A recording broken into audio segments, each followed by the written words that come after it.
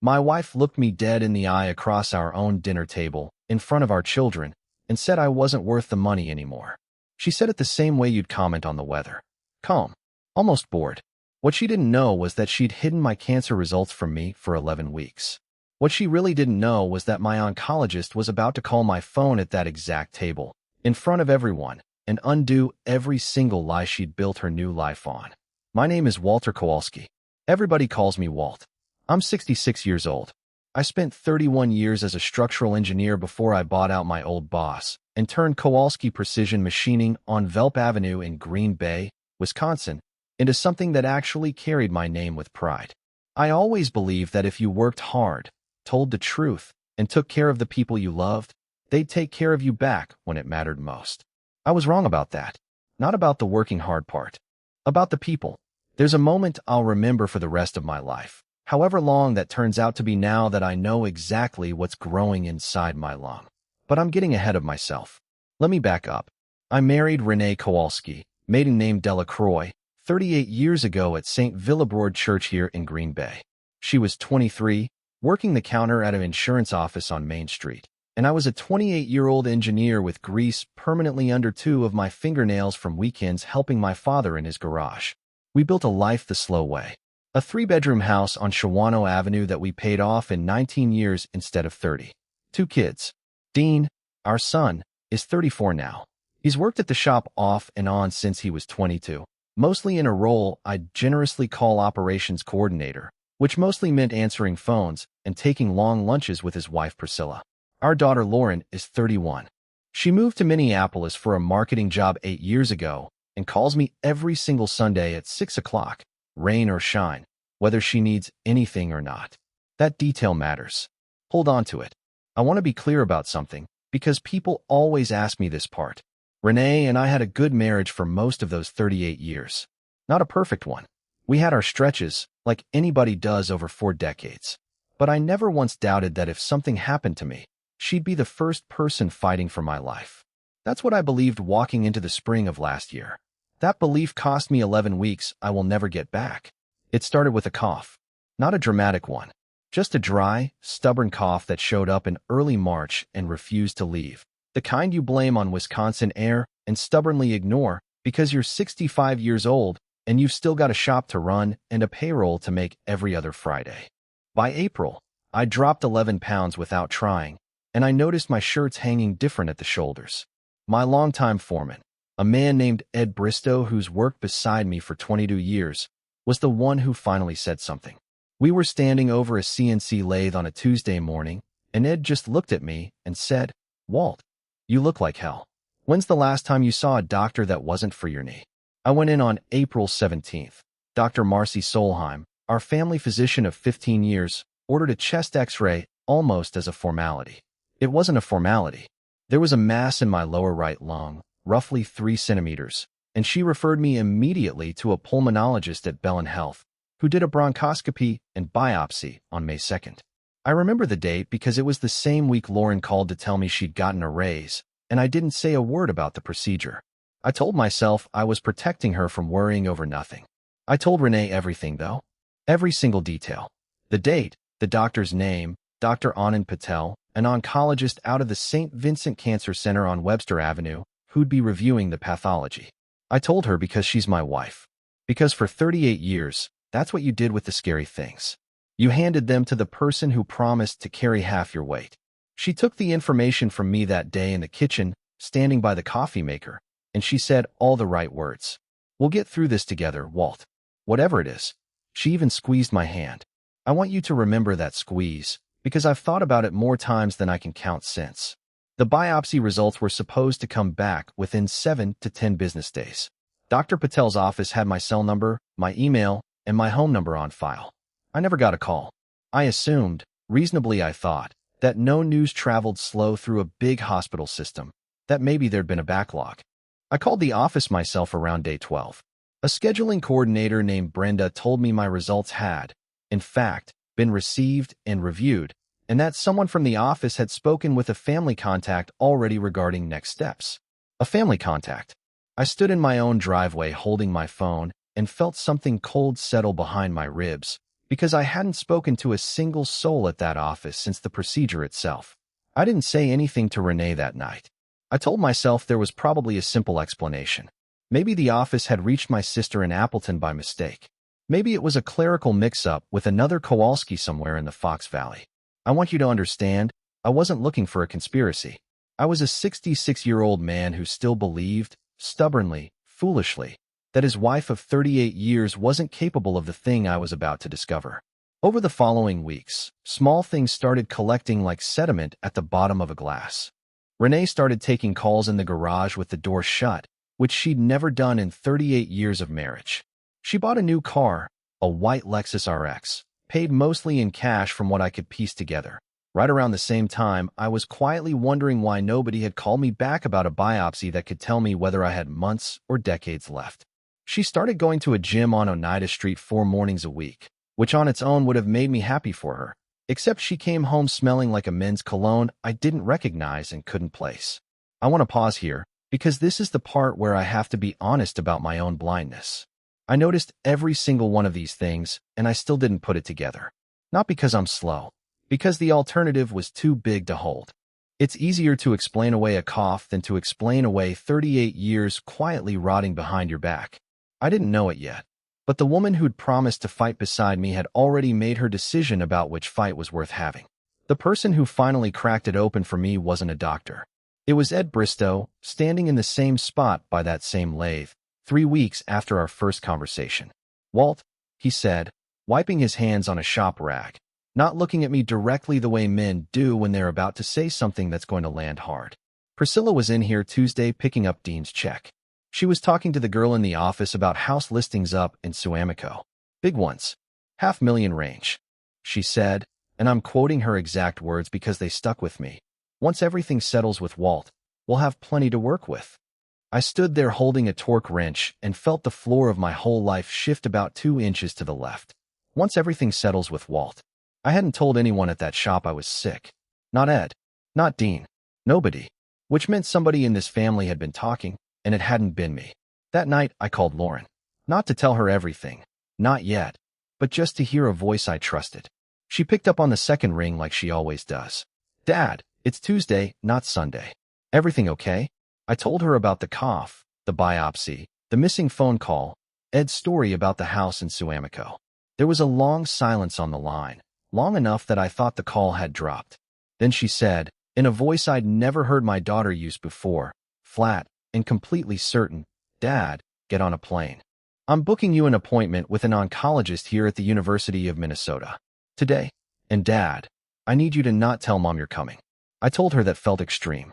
She told me something I've repeated to myself every single day since. "Dad, you told Mom about a biopsy 8 weeks ago, and nobody called you back. In what universe is that normal, and why does everybody in that town seem to know something you don't?" I flew to Minneapolis 2 days later on a Thursday, telling Renee I had a supplier meeting in Chicago. Lauren picked me up at the airport herself, and I want you to know something about my daughter. She'd cleared her entire calendar. She'd taken 2 days off work she couldn't really afford to lose, at a company where she was still building her reputation. She sat beside me in that waiting room at the University of Minnesota Masonic Cancer Clinic, holding my hand the exact same way her mother used to, except her hand wasn't hiding anything. The oncologist there, a Dr. Faisara Adebayo, reviewed my imaging and requested my original pathology be sent over from St. Vincent. That request is what finally cracked the whole thing wide open, because getting those records released required a phone call directly to Dr. Patel's office in Green Bay. And this time it was me on the phone, not a family contact, not a mystery caller. And the woman on the other end of the line, the same Brenda I'd spoken to weeks earlier, said something that made my hands go cold around the phone. "Oh, Mr. Kowalski, I'm so glad you called. Dr. Patel has been trying to reach you directly for weeks now about starting treatment. We were told by your wife that you decided to pursue a different course of care and didn't wish to be contacted further about scheduling. Is that not accurate?" I stood in a hospital hallway in Minneapolis, 400 miles from home, and I felt something in my chest that wasn't the tumor. It was 38 years of trust folding in on itself in real time. Welcome back to Sweet Family Revenge Stories. If you're just joining me, grab whatever you're having with your coffee, get comfortable, because this story only gets heavier from here. I want you to drop a comment down below and tell me where you're watching from tonight. And if this is your first time with us, go ahead and hit subscribe, because trust me, you're going to want to see how this ends. I flew home 2 days later with a folder of paperwork from the University of Minnesota and a diagnosis that was, I want you to hear this clearly, entirely treatable. Stage 2 non-small cell lung cancer, localized, no lymph node involvement beyond what surgery and a defined course of radiation could handle. Dr. Adebayo told me, in words I'll never forget, Mr. Kowalski, if we start within the next month, your 5-year survival odds are excellent. This is not a death sentence. This is a fight we win most of the time. 11 weeks. 11 weeks that my own wife had quietly, deliberately, let bleed away while I sat at home worrying about a phone that never rang. I didn't confront her the moment I walked in the door. I want to explain why, because people ask me that, too. I am a man who spent 31 years designing structures that had to hold weight before they were ever tested. You don't pour the concrete until you know exactly where the load is going to fall. I needed to understand the whole shape of what I was dealing with before I said a single word. The first call I made, the very next morning, was to an attorney named Roland Feck, whose office sits above a bakery on Broadway Street on the east side of town. I'd used Roland twice before for shop contracts, and I trusted him the way you trust a man who's never once tried to bill you for a phone call he didn't need to make. I sat across from his desk and said, Roland, I need you to help me understand exactly what my wife has been doing with our money, and I need you to assume the answer is something I'm not going to like. Roland didn't flinch. He pulled a legal pad toward himself and said, then let's find out together. The second call was to a financial forensics consultant Roland recommended, a woman named Denise Okafor, who specialized in exactly this kind of quiet unraveling. Not divorce lawyers yet. Not accusations. Just receipts. Denise spent the better part of 2 weeks going through our joint accounts, the business accounts at Kowalski Precision, and a credit union account I hadn't touched in years that Renee had quietly reopened under her maiden name with a small initial deposit back in February. The same month my cough started. What Denise found sat on my kitchen table in a manila folder roughly the thickness of a phone book, and I remember driving home from her office on Military Avenue with both hands shaking on the wheel. Renee had withdrawn $214,000 from our joint retirement account over the course of 4 months, structured in amounts just under the reporting threshold so it wouldn't trigger an automatic flag from our financial advisor. Most of it had moved into that new account under Delacroix, her maiden name. From there, roughly $87,000 had gone toward the down payment on a house in Suamico, listed solely under her name, closing scheduled for the week after our anniversary. The Lexus had been paid for in full, $71,000, straight out of that same account. And then there was the man. His name was Curtis Renfro, 44 years old, a personal trainer and part owner of the gym on Oneida Street. Renee had been attending 4 mornings a week. Denise had pulled together enough. Hotel charges at a Hyatt out by the airport, restaurant receipts, a joint gym membership under both their names, to make it painfully, undeniably clear this wasn't a friendship. It had been going on, based on the earliest charges Denise could trace, for just over 5 months, which meant it started roughly 1 month before my cough did. I sat with that fact for a long time. I want you to sit with it, too. My wife had been building an entire second life for 5 months. And when I handed her the single scariest piece of information a man can hand his spouse, a possible cancer diagnosis, she hadn't panicked and she hadn't grieved. She'd made a calculation. Roland found the calculation itself 2 days later, buried in an email Renee had sent from our shared home computer, the one she thought I never touched, to Curtis Renfro on May 9th, 1 week after my biopsy.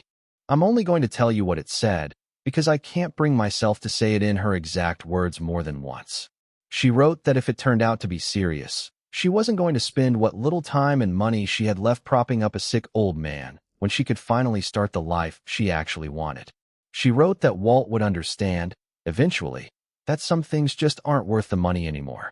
Not worth the money anymore. She'd written it in an email in May. She'd say it out loud to my face in September.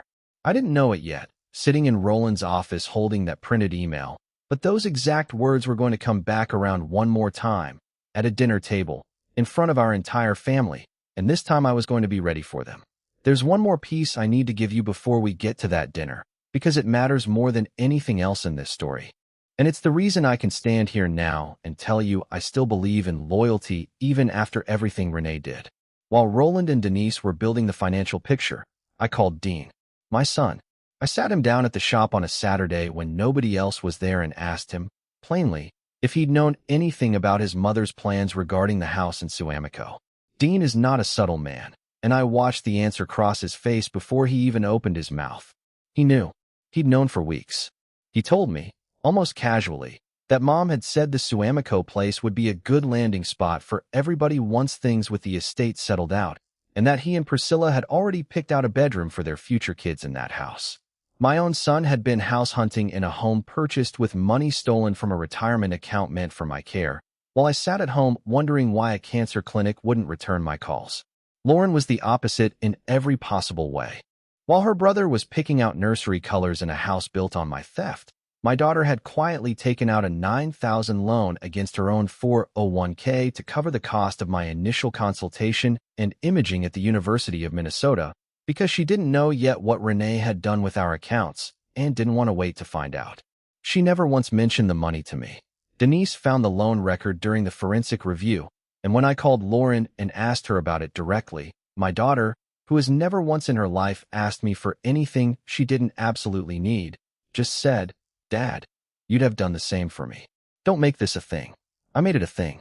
I want you to know that right now, before I tell you the rest, because I think you deserve to know the sweet part of this story doesn't come at the very end. It's happening right here, quietly, in the background, while everything else falls apart. My daughter spent her own retirement savings to save my life without telling me, while my wife spent mine to build a house for a man named Curtis Renfro. That contrast is the whole story if you strip away everything else. Our 38th wedding anniversary fell on a Saturday in late September. Renee had been planning it for weeks, which at the time I'd taken as a good sign, maybe even a sign of guilt working its way toward confession. I know now it was something else entirely. She'd scheduled the closing on the Suamico house for the following Wednesday, and I believe now, with everything Roland and I pieced together afterward, that this dinner was meant to be her clean exit. A public, dignified goodbye dressed up as a celebration, timed exactly 4 days before she planned to be gone for good with a new house, a new man, and a version of my retirement money that was never coming back. She invited 14 people, our closest friends from the neighborhood. Her sister Dawn from Wausau, Dean and Priscilla, obviously. Lauren flew in from Minneapolis, and I want you to know I hadn't told her everything yet. I'd only told her I needed her home for the anniversary and that it mattered more than she knew. We held it at a restaurant on Main Street downtown, a place called Della Rosa's with white tablecloths and candles in glass jars, the kind of place that makes an occasion feel important just by existing. I sat at the head of the table in a blue dress shirt Renee had picked out for me that morning, smiling at every single person who came up to congratulate us, all while a folder from Roland Feck's office sat locked in the glove compartment of my truck outside. Around 8 o'clock, after the entrees had been cleared and the wine had done its work loosening tongues at the far end of the table, Renee stood up to make a toast. I remember thinking, even then, how composed she looked, how rehearsed. She talked about 38 years, about growth, about people changing over time and needing the courage to be honest about what they need. The table nodded along, charmed, the way people do when they don't know they're watching a performance. Then she turned to me directly, glass still raised, and said the line I will carry with me until the day I actually do die, whenever that turns out to be. Walt has always worked so hard for this family, but I think it's time we're all honest that life doesn't wait around forever, and some things, some people, just aren't worth the money anymore. The table went dead silent. I watched Dawn's smile freeze halfway. I watched Dean stare at his plate. I watched Lauren's face go white, because unlike everyone else in that room, my daughter already knew, in general terms, what her mother had done. Nobody said a word. 14 people sat in a restaurant on Main Street and watched a woman humiliate her sick husband in public, and not one of them, including my own son, said a single thing in my defense. I didn't flinch. I want you to understand that, because it matters for what happened next. I'd spent 5 weeks preparing for a moment I hoped wouldn't come, and here it was, delivered exactly the way the email to Curtis Renfro had promised it would be back in May. Some things aren't worth the money anymore. My phone rang. It was sitting face up on the white tablecloth exactly where I'd placed it 2 hours earlier, and the screen lit up with a name that made every hair on my arm stand up, because I had specifically arranged, through Roland, for this exact call to land at this exact time. Dr. Anand Patel, St. Vincent Cancer Center. I want to be honest with you. I hadn't manipulated the timing out of theater for its own sake.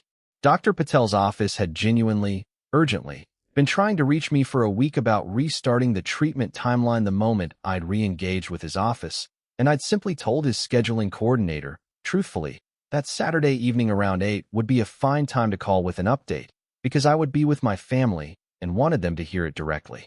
I hadn't lied to a single soul to make it happen.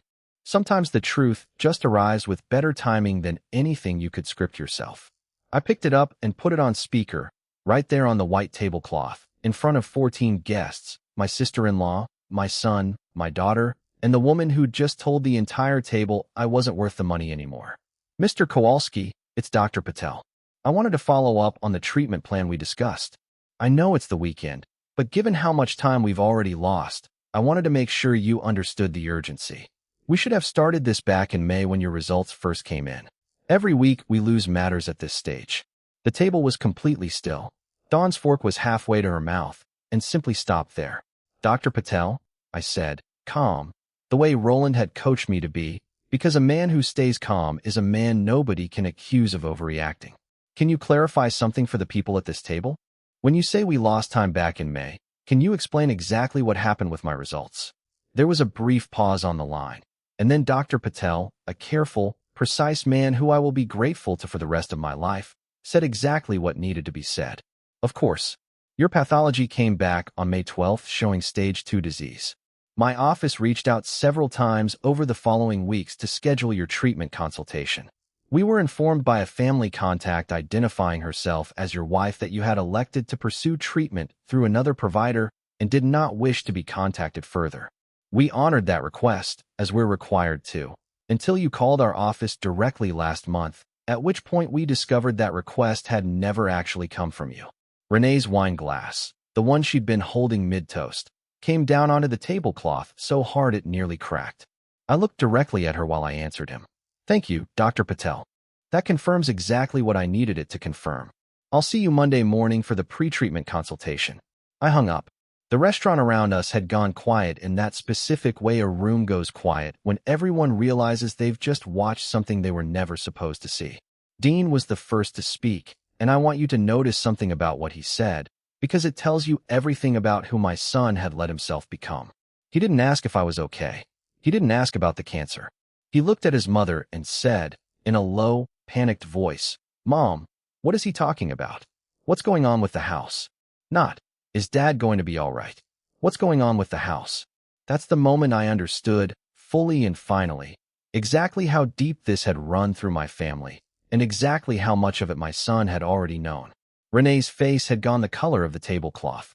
She looked at me, then at the 14 faces around us, then back at me, searching, the way people do, for a version of this that could still be salvaged. There wasn't one, and some part of her, I could see it settle into her shoulders, already knew that. "Walt," she said, voice thin, "I can explain." "You had 11 weeks to explain," I said. My voice never rose above a normal speaking volume the entire night. I want you to know that, because power in a moment like that doesn't come from volume. It comes from evidence. You had 11 weeks while I sat at home wondering why a cancer clinic wouldn't call me back. You knew. You knew on May 12th, and instead of telling me, you told them I decided not to pursue treatment. You spent that time buying a house in Suamico with $87,000 out of our retirement account, and a Lexus, and I'd imagine quite a bit more, with a man named Curtis Renfro. While I lost 11 weeks, I could have spent fighting a disease that is, and I want everyone at this table to hear this clearly, entirely treatable if you catch it in time. Dawn had both hands over her mouth. Somewhere down the table, one of the neighbors quietly stood and started gathering their coat. I turned to Dean next, because he wasn't getting to sit this one out quietly. "You knew about the house, son. You told me yourself in the shop 3 weeks ago. You picked out a bedroom for kids you don't have yet, in a house bought with money that was supposed to pay for my treatment, and you never once thought to ask your own father if he was okay." Dean didn't have an answer. I watched him search for one and come up with nothing, the same way I imagine I looked, standing in that hospital hallway in Minneapolis holding a phone that had just told me my wife had lied to a cancer clinic about my own wishes.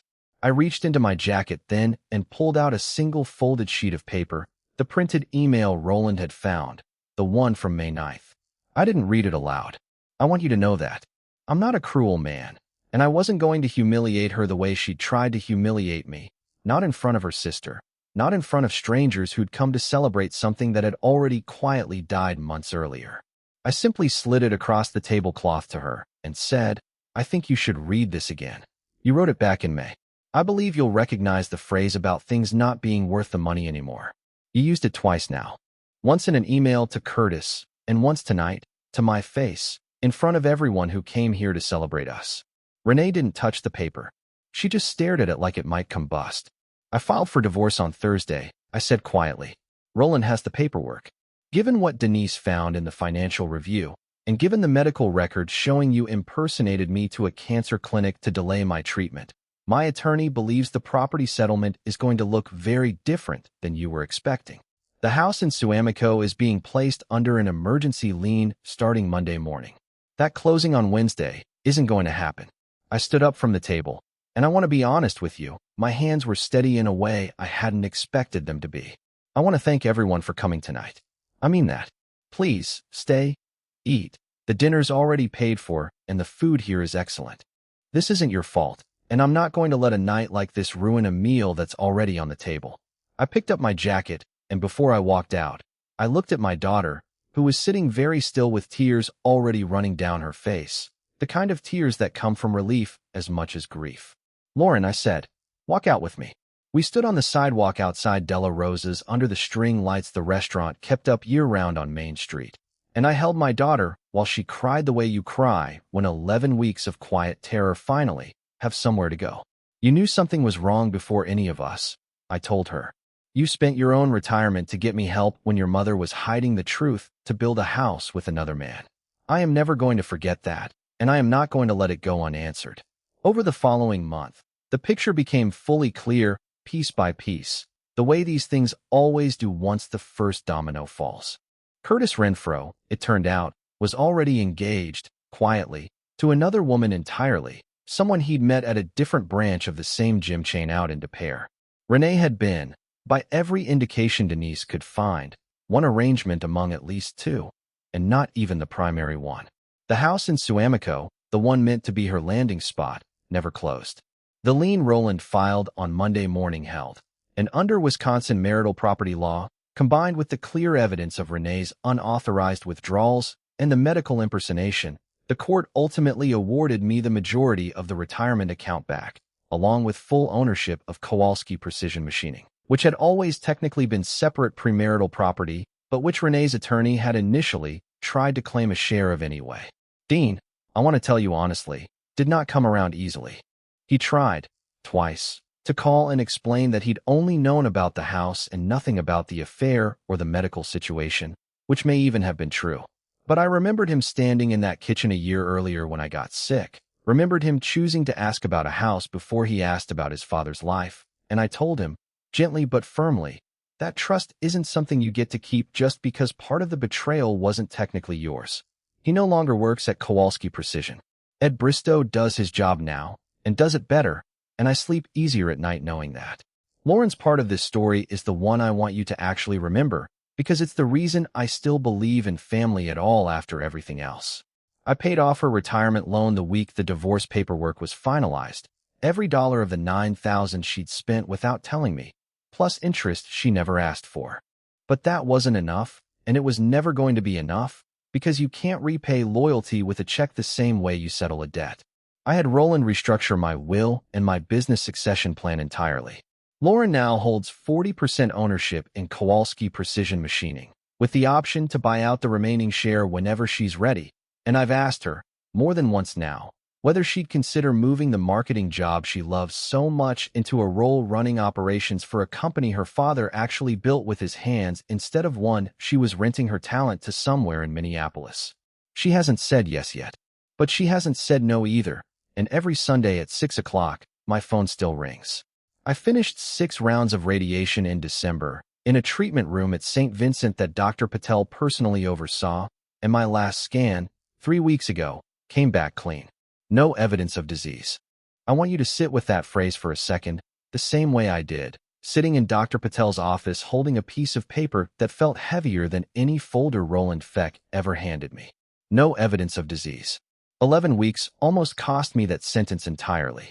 I think about Renee sometimes, not with the kind of rage I expected to still be carrying by now, but with something closer to a strange, tired sadness. I don't know exactly where she landed after everything. Dawn told me once, in a brief, awkward phone call, that she'd moved into an apartment near the mall in Ashwaubenon, alone, and that Curtis Renfro had never once called to check on her after that dinner. I didn't ask for more details, and Dawn didn't offer them. Here's what I've learned, 66 years old, one lung slightly lighter than it used to be, sitting most evenings now on the back porch of the house on Shawano Avenue with a cup of coffee, and, more often than not, my daughter's voice on speakerphone from 400 miles away. Loyalty was never about the big dramatic gestures I used to imagine it would be. It was a $9,000 loan nobody asked her to take. It was a foreman noticing I'd lost weight before I noticed it myself. It was a doctor in Minneapolis who looked at a scared old man and said, "This is a fight we win most of the time," and meant it. My wife decided, somewhere back in May, sitting at a kitchen counter with a phone in her hand, that I wasn't worth the money anymore. She was wrong about the money. She was wrong about almost everything, if I'm honest.